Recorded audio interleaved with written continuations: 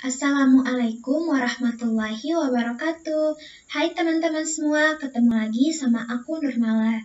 Nah, teman-teman, di sini aku bakal jelasin materi berkaitan dengan virtual memory, yaitu mata kuliah sistem operasi. Nah, teman-teman, apa sih virtual memory? Nah, di sini aku bakal jelasin yang berkaitan dengan apa itu virtual memory. Yang pertama, yang bakal aku jelasin yaitu pengertian dari virtual memory. Dan yang kedua yaitu tujuan dari virtual memory. Dan yang terakhir yaitu fungsi dari virtual memory. Nah, pertama-tama kita masuk ke pengertian virtual memory. Nah, pengertian dari virtual memory sendiri yaitu teknik yang dapat digunakan untuk memisahkan antara memori fisik atau memori utamanya dan memori logisnya. Nah, di sini juga dijelaskan, memori logis adalah kumpulan halaman yang ada di dalam sebuah program. Nah, meskipun atau tanpa adanya virtual memory sendiri, memori logis ini akan langsung bisa dibawa menuju ke memori fisiknya atau memori utama. Nah, hal ini juga berkaitan dengan cara kerja dari memori virtual. Nah, cara kerja dari memori virtual sendiri dalam memisahkan memori fisik atau memori utamanya dan memori logisnya sendiri, yaitu dengan cara memisahkan dengan cara meletakkan memori logis ke bagian secondary storage atau disk sekunder. Nah, kita masuk ke tujuan virtual memory. Virtual memory bertujuan untuk menciptakan sebuah file khusus yang dinamakan sebagai smart file. Ingat ya teman-teman, tujuan dari virtual memory ini yaitu untuk menciptakan sebuah file khusus yang dinamakan sebagai smart file.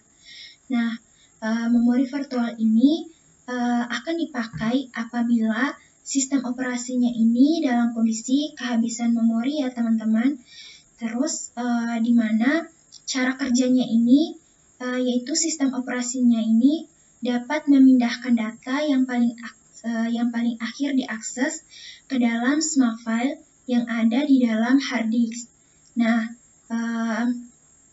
berkaitan cara kerja ini juga atau berkaitan dengan hal tersebut itu dapat memberikan ruang kosong kepada memori agar bisa digunakan untuk aplikasi selanjutnya. Nah, yang terakhir yaitu kita masuk ke fungsi virtual memory. Nah, fungsi pertama sendiri yaitu virtual memory yaitu berperan dalam menangani beban yang berlebihan yang terjadi pada RAM. Ingat ya teman-teman, fungsi pertamanya yaitu dia akan menangani beban yang berlebihan yang terjadi pada RAM.